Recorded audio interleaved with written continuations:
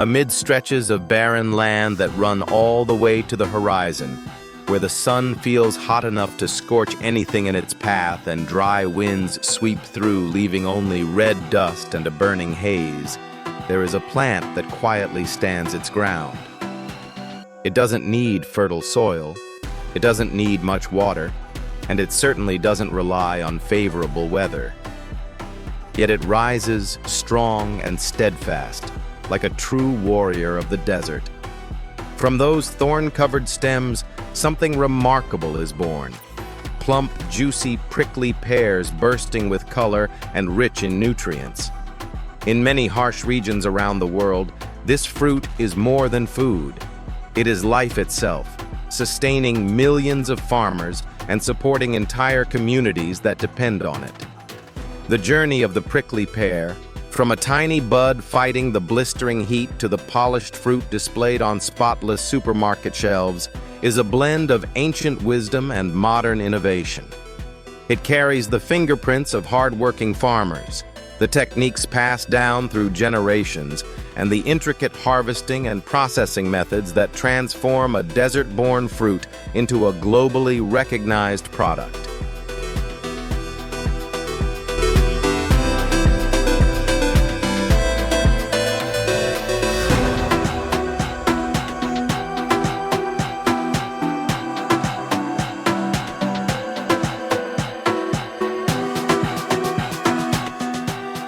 The prickly pear cactus has long been considered a symbol of Mexico and Central America, where indigenous peoples have cultivated and used it for thousands of years.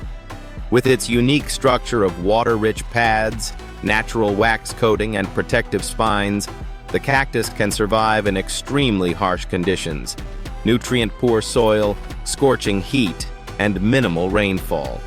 Thanks to this exceptional resilience, the plant quickly adapted and spread to many other arid regions around the world once it was introduced outside its homeland.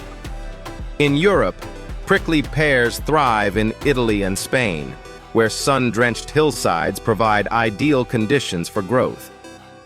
In North Africa, especially Morocco and Tunisia, the cactus is planted across areas threatened by desertification to combat erosion, while also creating a stable source of income for local communities. Farther south in Africa, particularly in South Africa, the plant is grown not only for its fruit, but also as livestock feed during dry seasons. In the United States, prickly pears are widely cultivated in Arizona, Texas, and California, states with hot, dry climates similar to where the plant originated. Locals use the fruit in many ways: as food, for making syrups and beverages, and even as traditional remedies thanks to its high antioxidant content. One of the most remarkable examples of prickly pear expansion can be found in China's Guizhou province. There, the government and local residents transformed previously barren, hard-to-farm hillsides into a massive production zone with more than 345,000 acres dedicated to prickly pear cultivation. With large-scale farming and modern processing systems, Guizhou harvests more than 352,000 tons of fresh fruit annually, generating over USD 2 billion in revenue. This success not only boosts the regional economy, but also establishes prickly pear as a strategic crop for poverty alleviation.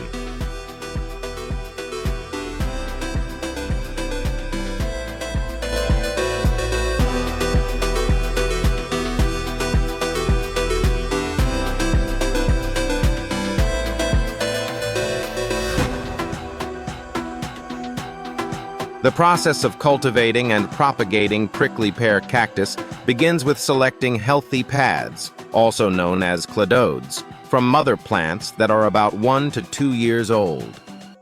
This step is crucial because the quality of the pad determines the vigor of the new plant. Ideal pads are vibrant green, free of pests and disease, not too old, since older pads root slowly, and not too young, as tender pads lose moisture easily. After being cut from the mother plant, the pad is not planted immediately. Instead, it must undergo a natural drying phase in the shade for 3 to 7 days. During this period, the cut surface forms a callus, a protective barrier that helps prevent bacterial infection and reduces the risk of rot once the pad comes into contact with soil. This traditional technique is considered essential in prickly pear cultivation worldwide. Once the callus has fully formed, the pad is ready for planting. Farmers prepare loose, well-drained soil beds to prevent waterlogging, which can quickly cause root rot. In some regions, the soil is mixed with well-decomposed manure or organic microbial fertilizers to provide early nutrients. The pads are placed at the proper depth and angled slightly toward the sun to increase light exposure and help the young plant stay stable as it begins to grow. Prickly pear can be planted almost year-round, but growers avoid periods of frost or temperatures below 0 degrees, 32 degrees. Cold conditions damage the pad's cells, slow root development, and can even cause the entire pad to fail. For this reason, in cooler climates, planting typically begins in late spring or early summer, when the soil is warm and sunlight is consistent. Once set into the ground, the pads require very little watering. Within 4 to 6 weeks, new roots begin to develop, anchoring firmly into the soil and becoming strong enough to support the growing plant.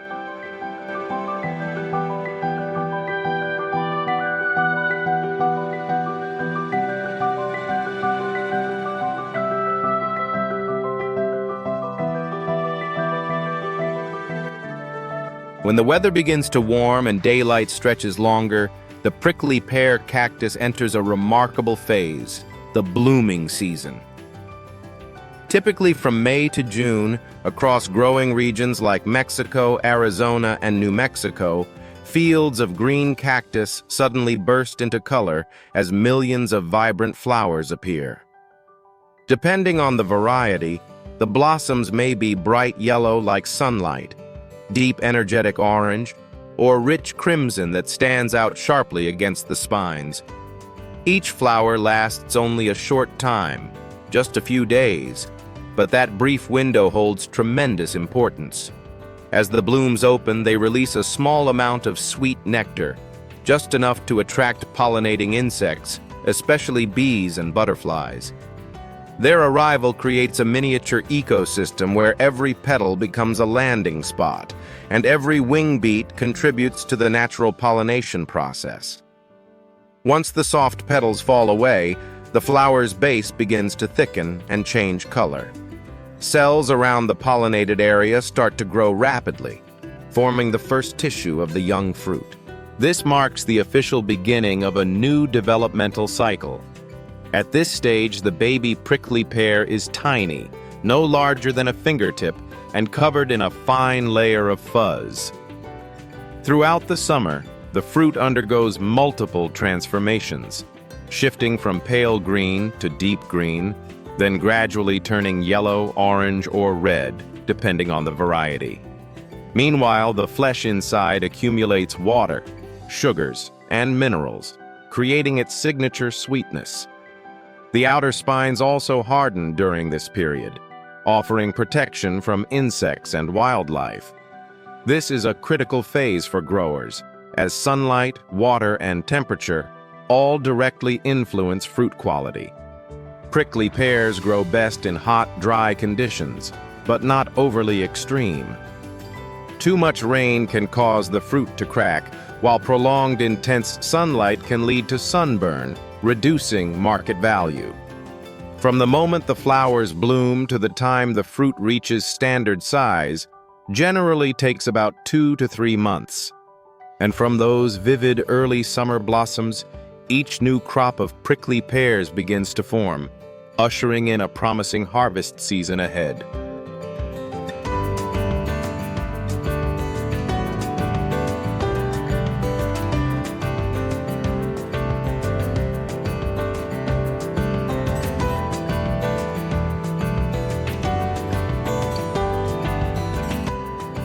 The prickly pear harvest season typically runs from late July through September, when the summer heat is still intense, but the cactus fruit has reached perfect ripeness. The signs are unmistakable. The skin turns deep red, purple, or bright yellow depending on the variety. The surface becomes smooth and glossy, and the tiny spines begin to dry out and fall off. When held, the fruit has a slight springiness, an indication that the sugar and water content inside has reached its ideal level. But no matter how beautiful the fruit looks, harvesting it is far from simple.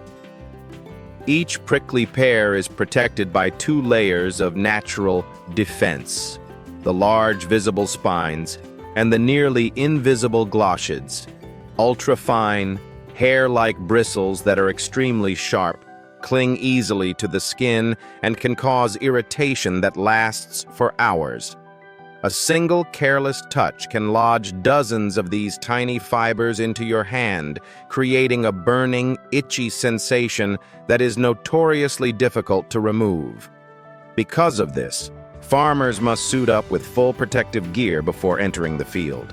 They wear thick leather gloves to prevent punctures, along with protective eyewear in case the glochids become airborne.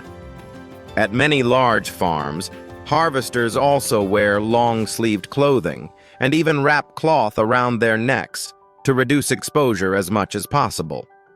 The cutting process requires precision. Farmers typically use a metal hook or sharp knife to detach the fruit while avoiding compression or bruising.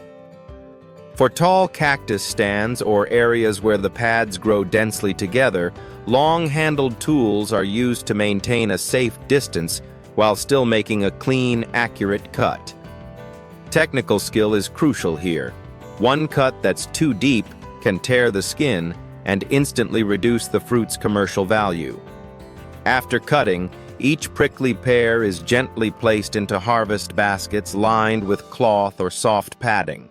This prevents scratches during transport, since even a minor impact can bruise the fruit and reduce its shelf life. On larger farms, baskets are replaced with shock-absorbing crates, and within just a few hours of picking, the entire batch is sent to processing areas where spines are removed and the surface is cleaned. But whether the operation is small or large, one thing never changes.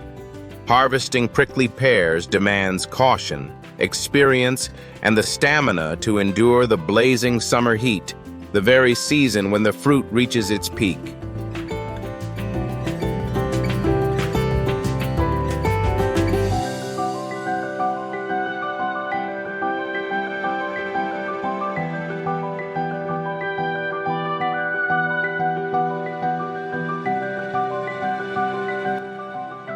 When crates of prickly pears arrive at the processing area, the entire handling procedure must be fast and precise to preserve freshness and commercial quality. Each fruit goes through a continuous series of steps, combining machinery with careful manual inspection. The first step is surface brushing. Specialized rotating brushes gently remove dust, soil, and, most importantly, the remaining tiny hair-like spines, glochids. This stage is absolutely essential because if any glochids remain, the fruit cannot be released to the market. After brushing, the fruit moves into a vacuum system. The machine creates low pressure to pull out fine debris, dried spines, or sand lodged in small crevices on the skin. The combination of brushing and vacuuming ensures the fruit is clean enough to be handled safely by consumers. Next is the disinfected washing stage. High-pressure spray nozzles, calibrated to avoid bruising the skin, wash away any remaining contaminants. The washing water is typically treated with ozone or chlorine at safe levels, effectively eliminating bacteria without leaving harmful residues. Once fully washed, the prickly pears enter a hot-cold air-drying chamber. Warm air evaporates the surface moisture, while cool air stabilizes the fruit's temperature, preventing the skin from softening or cracking due to sudden thermal changes. This helps extend freshness during transport. After drying, each fruit undergoes a quality check.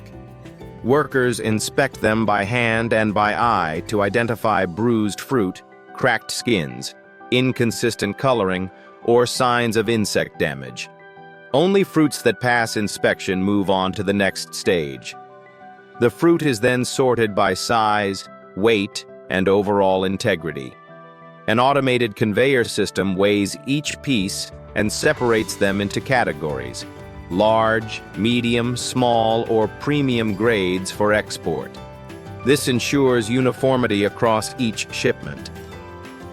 Once all standards are met, the fruit is packaged in food-grade containers. The boxes are lined with soft padding to protect against impact, and labels clearly indicate the growing region, harvest date, and expiration date. Some facilities use modified atmosphere packaging, MAP, to further extend shelf life.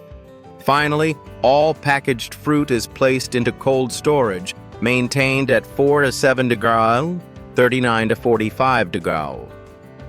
This temperature range is optimal for preserving the prickly pear's freshness, juiciness, and natural color throughout transport to major markets such as the United States, Europe, and Asia. Only by following these precise procedures can prickly pears reach consumers in their best possible condition.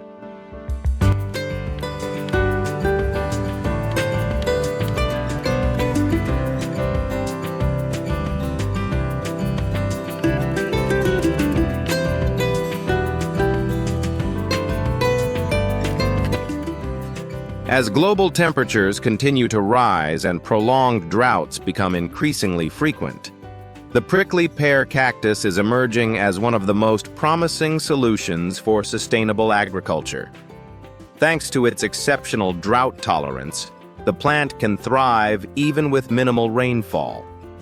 Its water-rich pads allow it to store enough moisture to survive for weeks, sometimes even months, in dry conditions where most other crops cannot endure.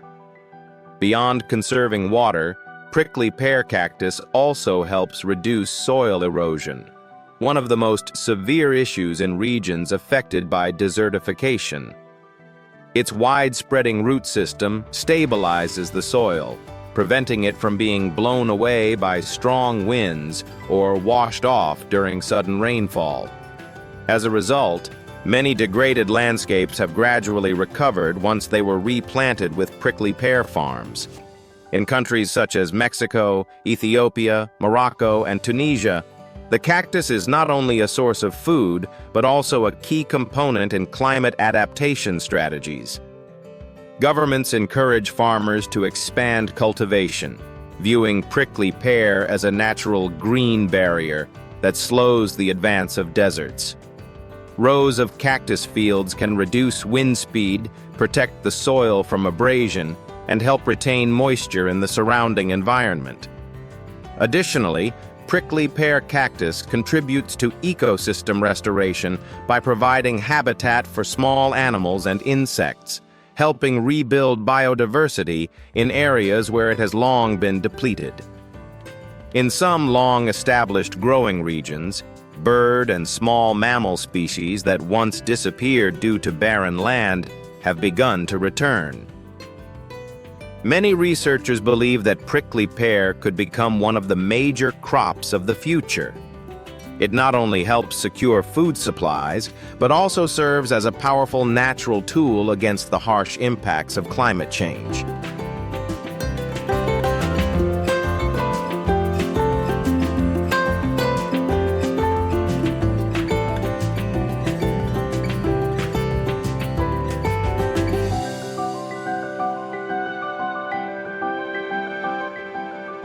Pitaya is a rare fruit harvested from the organ pipe cactus, a tall, columnar cactus that grows upright and branches into multiple vertical arms reaching up to 9–10 meters, about 30 feet. This species thrives only in the hottest, driest regions of Mexico, primarily in Jalisco, Sonora, and several other semi-desert areas. Due to its harsh growing environment, The organ pipe cactus develops slowly, produces few fruits, and yields only once a year. Unlike prickly pears, which have become widely known around the world, Pitaya remains wild and scarce. It appears only in places where organ pipe cactus grows naturally, and harvesting it requires both skill and bravery. The fruits usually grow very high on the cactus's vertical arms, forcing harvesters to use specialized tools or climb rugged terrain to reach them. Because of the difficulty involved, pitaya production is extremely limited each season. Pitaya stands out with its four striking colors: delicate white, bright red, deep purple, and vibrant yellow. Each color offers a distinct flavor, ranging from mildly sweet to rich and bold.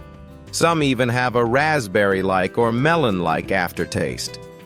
Though small on the outside, the fruit contains many tiny black seeds and is packed with nutrients, adding to its economic value.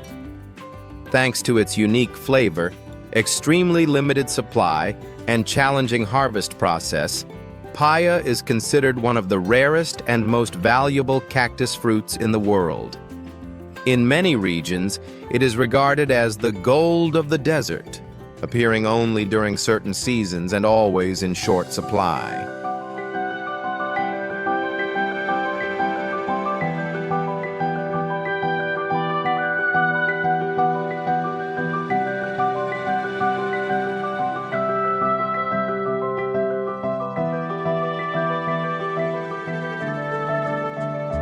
The organ pipe cactus grows in extremely harsh conditions, scorching sunlight nearly year-round, very little rainfall, and barren soil. Thanks to its thick, columnar stems and large water storage capacity, the plant can survive many months of drought. Its wide-spreading root system allows it to quickly absorb the small amounts of water that come from rare rains. However, the organ pipe cactus grows very slowly, taking 20 to 35 years to reach maturity and produce fruit consistently, making an already scarce natural yield even rarer. By mid-spring, the cactus begins to bloom. What's unique is that pitaya flowers open only at night, displaying white or pale pink petals that attract bats and insects, the key pollinators. Once the flowers fade, the pitaya fruit begins to form and ripens around mid-April. Despite its vibrant colors and delicious flavor, each cactus produces an extremely small quantity, roughly 1 fruit per day, averaging only about 60 fruits per season. The harsh environment, long growth cycle, and low yield are the reasons pitaya is considered one of the rarest and most valuable cactus fruits.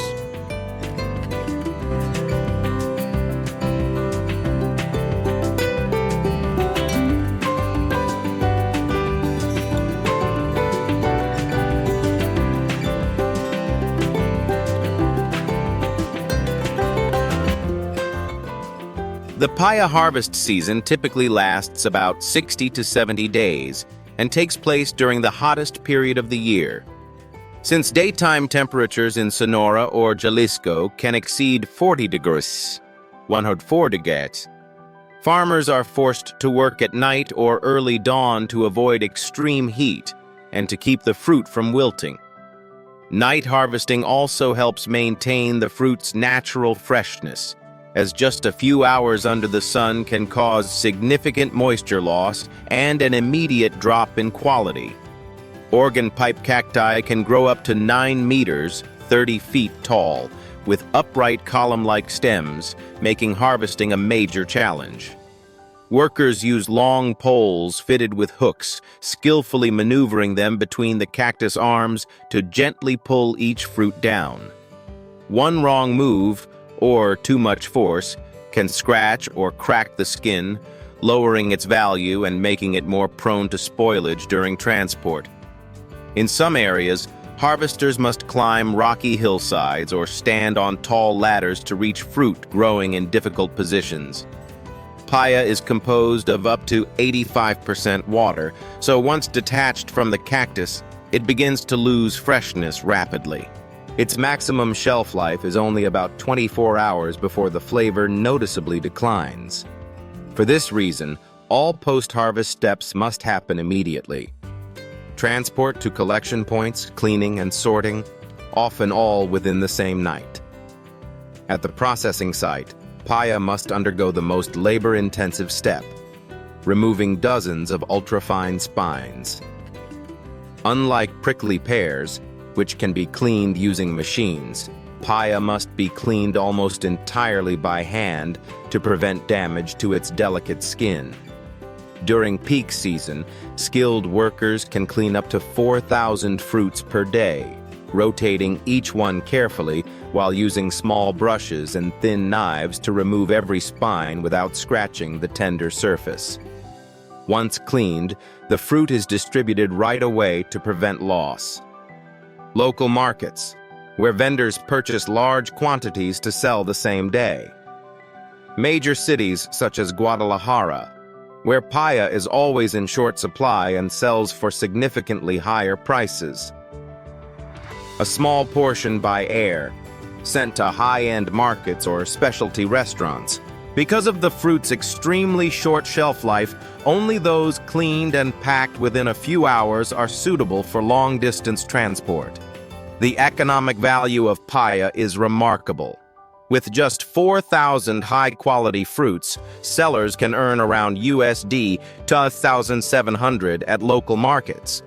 If the same batch is sent to larger cities, the value can rise to USD 7,400 due to high demand and limited supply.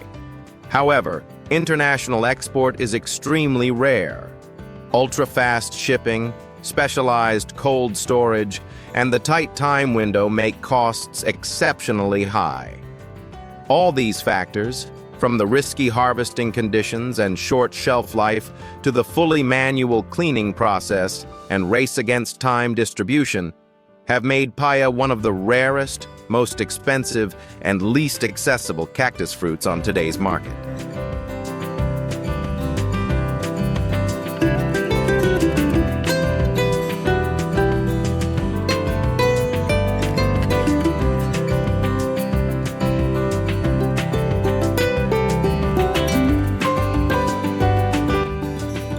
Across some of the driest landscapes on Earth, places where life seems almost impossible, prickly pears and papaya quietly prove that nature always finds a way to survive and thrive. These two fruits are more than food or commercial crops. They are symbols of resilience, adaptation, and the relentless human effort to cultivate life in harsh environments. Prickly pears represent sustainability, a crop capable of feeding communities, restoring soil, and serving as a vital solution in the face of climate change.